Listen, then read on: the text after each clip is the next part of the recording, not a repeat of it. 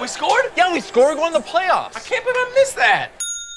Every time I'm buzzed, I spend too much time on my phone. I should take your phone away. No. I'll call for a ride. Wait, why does my face look like that? When I was growing up, my mom was extremely tidy. We were trained to put things back where we got them from. One day, when I walked into my mom's house, I felt like I walked to someone else's house. There was stuff everywhere. And just growing up the way I grew up and to see this transition was very alarming. When Sean talked to me, it was a wake-up call, and that's when I went to the doctor. Put the keys down, Kevin. But I'm gonna drive home. There are several warning signs present that you shouldn't be driving. I've taken 25 selfies in the last 10 minutes. 26. Yep, I'm definitely gonna call a ride home. Good evening and welcome to Eagle Eye News at 6. Eagle Eye TV has done a great job. And welcome to Eagle Eye News at 6. We are just having a great time here in Auburn, Alabama. The party is not over yet. Eagle Eye TV, Auburn's news leader.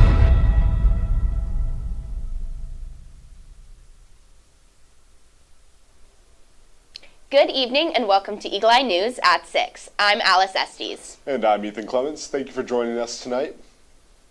As the Trump administration's sweeping immigration reforms are imposed, Auburn finds itself the most recent college campus to feel the effects. Last Friday, the Department of Homeland Security and Immigration and Customs Enforcement revoked the visas of 15 members of the Auburn community. At this time, the names of the individuals have not been released for the security of the students. In a statement, Jennifer Adams, Auburn University Executive Director of Public Affairs, said that the university is aware of the situation and that the Office of International Programs has reached out to each of the individuals affected. The university is encouraging any international students to contact the Office of International Programs if they have any questions or concerns. Adams also noted that the university had no power in revoking the visas, that the decision was entirely the government's. This situation comes following the detainment of Ali Reza Darodi, an international student at the University of Alabama last month. This remains a developing story, so check back later for an update on this situation from Eagle Eye News. Earlier this month, President Donald Trump imposed tariffs across all countries in an attempt to push domestic production, a move that comes just after Trump declared April 2nd as Liberation Day. Eagle Eye reporter Sophie Porter tells us how these tariffs affect Americans nationwide and right here on our campus. Tariffs might sound like something that only affects big businesses or international politics, but the latest moves by the Trump administration could hit closer to home than you think. From the cost of laptops to everyday essentials, college students could start feeling the impact in unexpected ways. Just days ago, a new wave of tariffs on global imports took effect, and they are already stirring concern across industries, markets, and even college campuses. These tariffs introduced by President Donald Trump mark a major shift in the way the U.S. is handling trade. There is now a 10% tariff rate on all imported goods coming into the country. But when it comes to imports from China, that number increases to 145%. I spoke with economics professor Henry Thompson for more information regarding exactly what tariffs are and how they could affect college students. Tariffs are taxes on consumer goods. They're taxes on producer goods, too, that producers buy to make other stuff. It's a tax when it crosses the border, and it has to be paid by the whoever imports the product. Of course, the foreign firm gets hurt, and so do the domestic consumers. What it does is raise the price of imported products inside the country. So the real problem with tariffs is that it lowers, not only raises prices, but lowers wages and income in the long run. That's a sort of a 10 or 20 year horizon, and that's the college student horizon. I also spoke to students on campus about their opinions on these tariffs and how they expect them to impact their daily life. I think it's very confusing to keep up with how many tariffs there are and which ones are actually being used, because it feels like every time a tariff is announced, it's immediately revoked or changed. And even though the tariffs aren't even in place yet, we're already feeling the effects. I have a bunch of money in stock markets. I already set up a Roth IRA for my retirement account. And over the course of 2 days, I dropped $2,000, and the tariffs haven't even been implemented yet. So I am not that informed of the situation. I do hear it's pretty complicated and maybe a bit complex. I think the idea is that the market will improve over time. Some people disagree, some people agree. I heard a dude talking about it in my class. That's about all I know. But I do know right now I'm probably going to go study it myself and form my own opinion. For Eagle Eye News, I'm Sophie Porter. On April 11th, the U.S. Customs and Border Protection posted a notice that electronics imported to the United States would be exempt from President Trump's reciprocal tariffs. The exemption includes smartphones, computer monitors, and various electronic parts entering the U.S. Last Thursday, the French Club and the Caribbean Student Association hosted a Haitian night with a presentation to honor International Francophone Day. Here's the story. This past Thursday, April 17th, Auburn students got the opportunity to experience and celebrate a culture of the Caribbean without leaving campus through the French Club and Caribbean Student Association's joint Haitian night. The event, which took place from 6 to 8 in the Melton Student Center, was put on collaboratively by both Auburn's French Club and CSA, and was months in the making.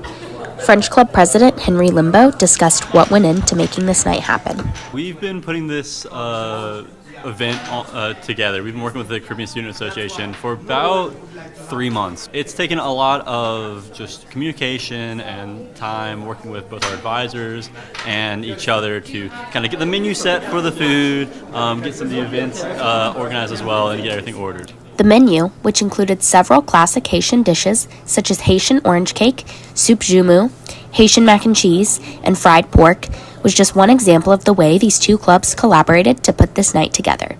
The night also included a presentation about Haitian culture and history, as well as arts and crafts and an exciting tournament of Haitian dominoes. CSA member Nayla Anayus discussed what this night meant to her. I am Haitian, and so I really love my culture. I really wanted to spread my culture with everybody and share my culture with everybody. It took a lot of work. It took a lot of dedication, but I just wanted everybody to experience the Haitian culture and bring everybody together for this one night to celebrate the culture of Haiti.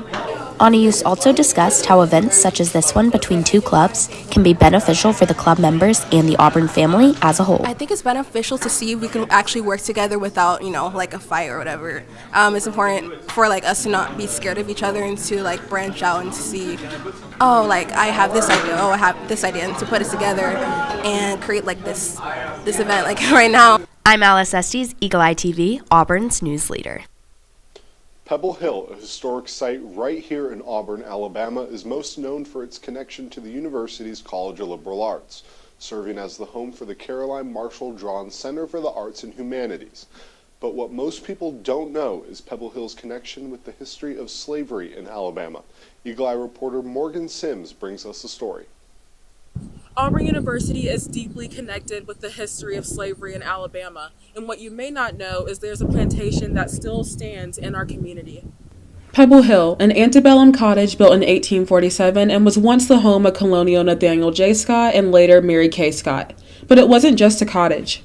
The property was definitely a plantation property, and according to the 1850 census and the 1860 census, slave census, Nathaniel Scott owned many slaves. As in many, that's up to 60 enslaved Africans who helped build the Pebble Hill structure but also participated in hard labor. This includes farming, pottery making, construction, and craftsmanship for no pay. A descendant of enslaved ancestors, Carolyn Bickerstaff, has a close tie to Pebble Hill. I'm reminded of how close slavery is in my family because Pebble Hill still stands. Three greats ago, I had a Grandma Betsy who was a slave, who had a husband, but her husband wasn't on the same plantation with her. But the history isn't only limited to those of African descent. The house is a window onto the stories of Creek Indians and the story of early Alabama, and also the story of slavery and enslavement and the contributions that folks make, as well as the settlers who came here and the planters who created the town of Auburn. Pebble Hill now serves as a historical museum for the community to take a deeper dive into the history of Auburn and understand why it's so special. And for Eagle Eye News, I'm Morgan Sims. Students at Auburn University are constantly making impacts here on campus and throughout the community. But what you might not know is the difference they make overseas. Eagle Eye's Jillian Byers gives us a look at student initiatives abroad. After the break, Eagle Eye's Bowman Ivester has your weather outlook for this week on the plains. You're watching Eagle Eye News at 6. We'll be right back. Yeah! Sam, Elmo! Oh, hey, Julia! Are you ready to play band with us? I'm gonna play my clarinet. And Elmo's gonna play his drum. Drum loud. Oh, well, you know what to do, Julia. Julia knows. Mm-hmm. With Julia's autism, loud sounds can be too much. But she still loves to make music. Play band. Early screening for autism can make a lifetime of difference. Find out more at screenforautism.org. Put the keys down, Kevin. But I'm gonna drive home. There are several warning signs present that you shouldn't be driving. My text to emoji ratio has gotten a little out of hand. A little? Yep, I'm definitely gonna call a ride home. Yo, Scott. Hey. I'm heading out, man. You want to ride? No, I got my car, but I actually really need to go to the bathroom. Oh, you know what? I was just in there. The line is like 10 people long. You know, I think I'll just...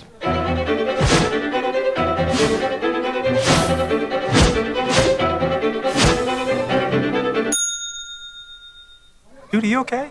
You wouldn't believe what I was just thinking. I am definitely buzzed.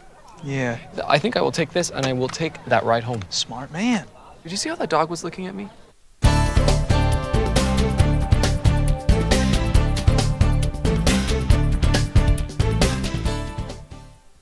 Welcome back to Eagle Eye News. I'm Bowman Ivester, and I've got your weather outlook for this week on the plains. Let's get into it.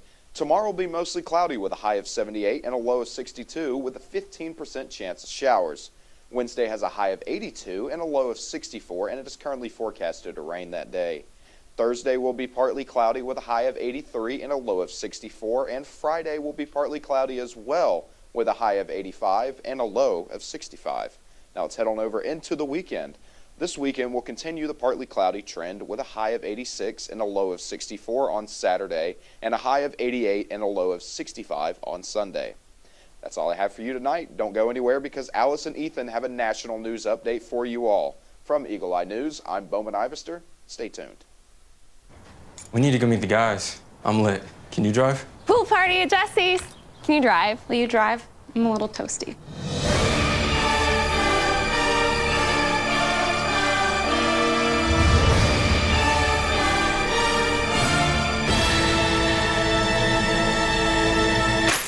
Nope. Nope. Nope, I'm high. But I can order us a ride. Okay. Friendly reminder, don't drive high. If you feel different, you drive different. Pool party at Jesse's.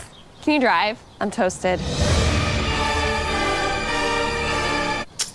Nope, I'm high. But I can order us a ride. Okay. Friendly reminder, don't drive high. If you feel different, you drive different. Or that the projections would be flood. Next Thursday? I can't do Thursday, but I can do Friday. Disasters don't plan ahead. You can. Talk to your loved ones about how you're going to be ready in an emergency.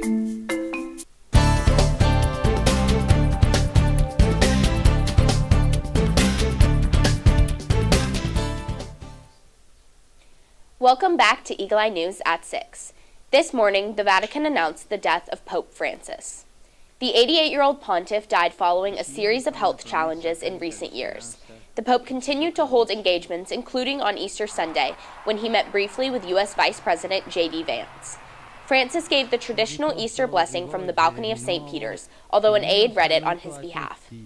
Pope Francis was born Jorge Mario Bergoglio on December 17, 1936, in Buenos Aires, Argentina. He was ordained as a priest in 1969, eventually becoming Archbishop of Buenos Aires. He was made a cardinal by Pope John Paul II and elected as Pope in 2013 after Pope Benedict retired.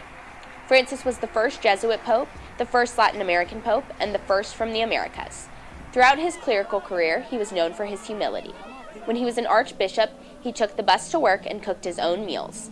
As leader of the Catholic Church, he advocated heavily for immigrants, refugees, and the poor, and he showed a lighter touch than previous popes on social issues like gay marriage.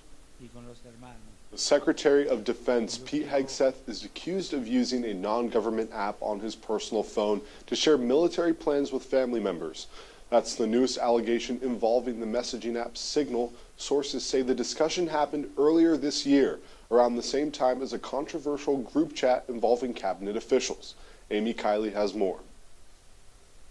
It's truly shocking. Defense Secretary Pete Hegseth is under fire once again for allegedly discussing military plans on a non-government messaging app. Three sources confirm a group chat on Signal earlier this year included his brother, personal attorney, and spouse. The two men work for the Defense Department, but Hegseth's wife does not. Sources say he used his personal phone for the discussion ahead of strikes on Houthi targets in Yemen. Signal is an encrypted app, but experts say military planning usually takes place in the Situation Room with as few people as possible. It's putting the operation, those fighter pilots who are in the air about to conduct this operation, at risk with people that don't need to know this information. The DoD Acting Inspector General is investigating another Signal group chat earlier this year. That also involved the Yemen strikes. A journalist says he was accidentally invited to it along with cabinet members. No matter what they will spin at this Pentagon, this stuff is classified, no doubt about it. Experts say allies could be less likely to share intelligence with the U.S. if they're worried about security. They say another concern is espionage. These types of signal chats, even if they happen in the United States, in the D.C. area, you can bet that the Russians and the Chinese are working very hard to intercept them. I'm Amy Kiley reporting.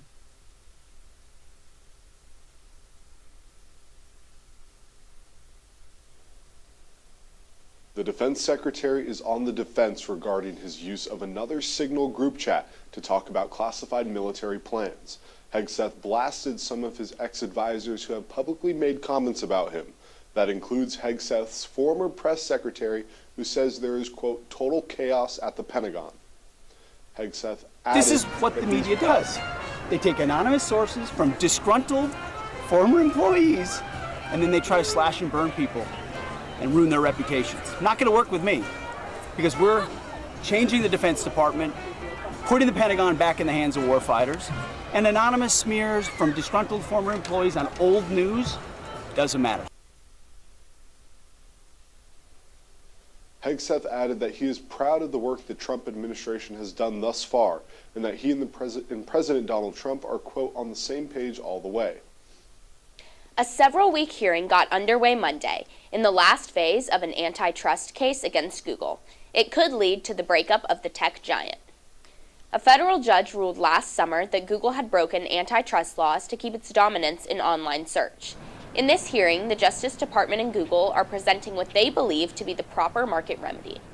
Among its proposals, the DOJ is proposing a breakup of the $1.8 trillion company. It's suggesting a spin-off of its Chrome web browser, which drives traffic to its search engine.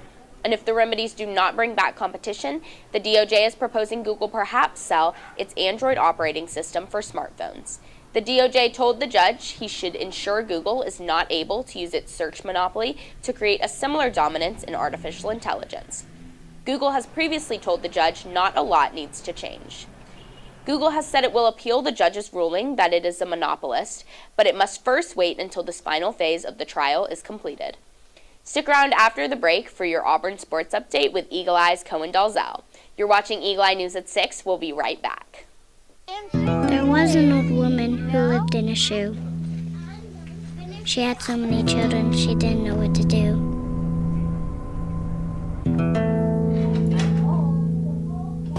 She gave them some broth without any bread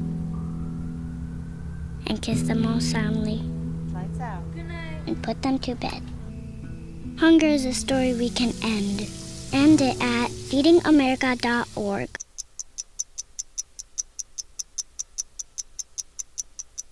I was living in a shelter, juggling 3 jobs. I had to be resilient. That's something that you can't teach.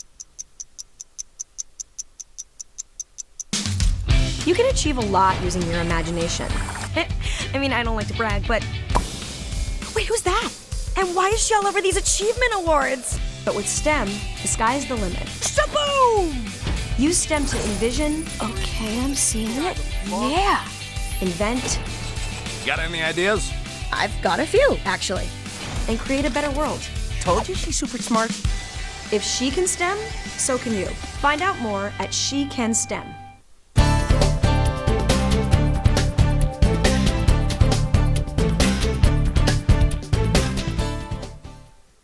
Welcome back to Eagle Eye News at 6. I'm Cohen Dalzell, back to give you a recap on all of the big stories that happened in Auburn sports last week. Let's get right on into it. Number 8, Auburn traveled to Austin, Texas to take on the current best college baseball squad in the nation in a 3-game set this past weekend. The Longhorns took all 3 from the Tigers, dropping Auburn to number 11 in the most recent polls. Auburn scored 2 runs in the third to open up the scoring in the series opener off an Ike Irish home run. But Texas scored in the bottom of the 3rd, 6th, and finally the 7th to take a hard-fought Game 1 victory 3-2. Auburn fell again in Game 2 on Friday 8-3, with Ike Irish putting 2 over the wall to account for all 3 Tigers' runs. Game 3 started strong with Irish's 4th homer of the weekend, giving Auburn the lead, but 5 quick Longhorn runs in the bottom half silenced the Auburn side, who were run-ruled in 7 innings, 14-2. Auburn faces Georgia Tech tomorrow night before hosting Mississippi State this weekend for a 3-game SEC bout. Now on to softball. Auburn softball traveled to Rocky Top, Tennessee to take on the Lady Vols after a massive series win over Georgia last weekend. The Tigers failed to take even a game from the number 4 team in the country, being swept in the series. Belena Tambora pitched wonderfully in her Game 1 start, and eventually the Tigers scored the game's first runs in the 6th inning. However, the Lady Vols scored 2 in the bottom half to tie the game and hit a walk-off homer in the 7th to take Game 1 4-2. After falling behind in Game 2 6-1 in the 2nd inning, Auburn fought their way back to try and bring it back with a run in the 4th and 2 in the 5th, falling just short of the comeback 6-4. Auburn was held to just 1 hit until the 6th inning in Game 3, where they scored their lone run, falling 4-1. Auburn travels to South Alabama for a midweek contest tomorrow night before hosting 3 against South Carolina this weekend at J&B Moore Field. That is all I have for you tonight. When we come back, you'll get a business/consumer update from Alice and Ethan about a popular store facing backlash amidst their DEI rollback and a nonprofit hoping to do some good for Earth Day. I'm Cohen Dalzell for Eagle Eye Sports, and you are watching Eagle Eye News at 6. We'll be right back. Hey, can you chop the pineapple? Chop the pineapple. Nope. I'm high. How about I wash off the grapes? Yes. Okay. You're already making good decisions when you're high. I want tacos. Will you drive? I'm a little toasty.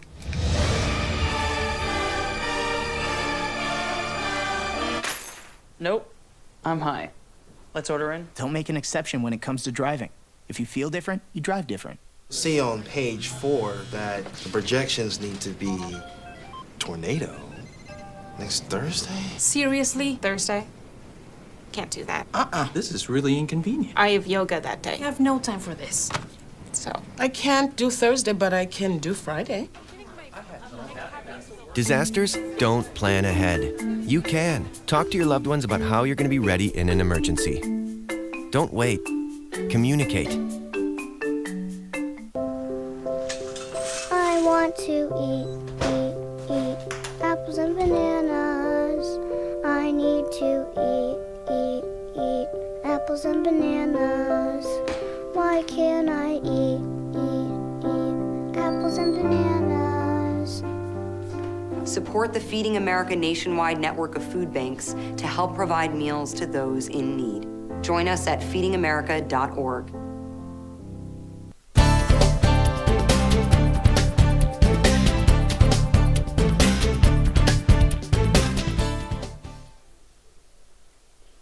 Dozens of Fortune 500 companies have recently backtracked on diversity, equity, and inclusion programs in response to conservative court decisions, pressure from right-wing activists and legal groups, and more recently, the Trump administration. But none has seen as much backlash as Target. According to data from analytics firm Placer.ai, foot traffic at Target stores has declined for 10 consecutive weeks, and more than 200,000 people participated in a nationwide boycott of the retailer. Target reacted to the Trump administration's threats by announcing it was scaling back its DEI commitments. The major retailer said it would eliminate hiring goals for minority employees and an executive committee focused on racial justice and make other changes to its diversity initiatives. But previously, Target was a champion of diversity in hiring and in sourcing their products, and DEI supporters reacted with a fierce blowback, protesting Target's decision and some even calling the company's actions a betrayal. A group of Colorado State University biomedical engineering students unveiled a customizable 3D printed prosthetic foot Friday. It was for a school event that showcases innovative yet practical student inventions. But as Amanda Gilbert shows us, the creation of the prosthetic foot is quite personal for one of the student developers. During CSU's version of a science fair, it's all about wowing the judges with something that's innovative but also useful, something intricate but also affordable. Decided on the Goldilocks foot because it fits just right, and then add one more zero. Garrison Hayes and his biomedical engineering team built the Goldilocks foot. Whereas we wanted to make something totally custom for the person, something that was a part of them. The prosthetics are 3D printed. All created using 3D imaging technology. Garrison knows all too well the problem with prosthetics. When I was 6 years old, I ended up undergoing an amputation to remove osteosarcoma, a bone cancer that was just above my knee. He went on to have multiple surgeries. He then played soccer and did track growing up. My ankle here acts like the knee joint. So when I have it in the socket like this, they bend and they straighten together in order to act like a joint, like a knee. But no prosthetic fit just right. Some of the prosthetics aren't nearly as comfortable. I would break through them and my parents would kind of have to scramble to try and keep me held together. So Garrison made his own porridge. And so we also created a fully 3D printed carbon fiber foot insert. Fully tested. I'm able to. The team had their own model. Yeah, I'm wearing it right now. And test subject. All I have to do is let them present, and I can just kind of stand here and wear the foot. The Goldilocks. And show it off. Behind the Goldilocks foot. Why are we still talking about them?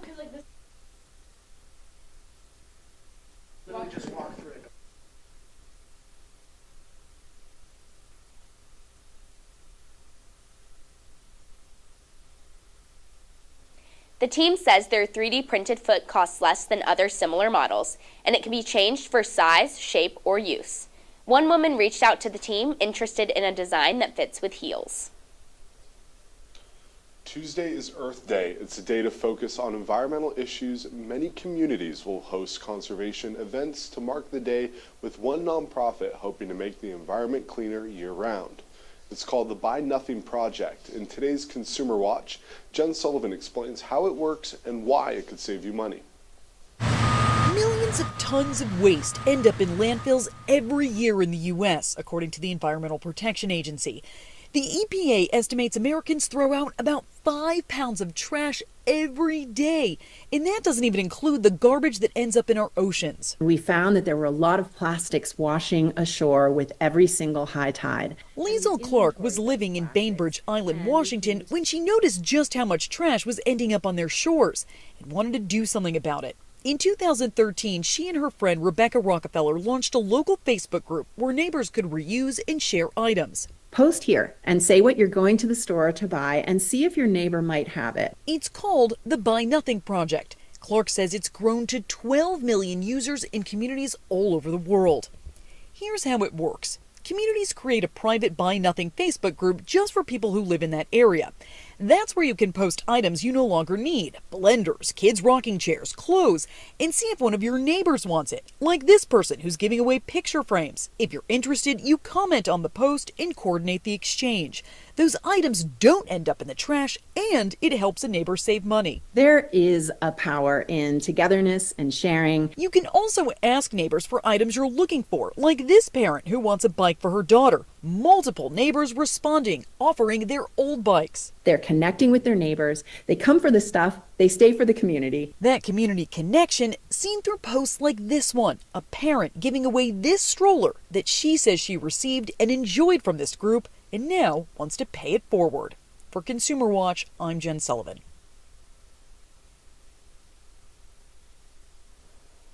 That's all we have for you tonight, but for more Auburn news, head over to our website, eagleeyeauburn.com, and check out our social media pages. I'm Alice Estes. And I'm Ethan Clements. Thank you for watching, and War Eagle. Touchdown! Did you see that? Whoa, we scored? Yeah, we scored. We're going to the playoffs. I can't believe I missed that. Every time I'm buzzed, I spend too much time on my phone. I should take your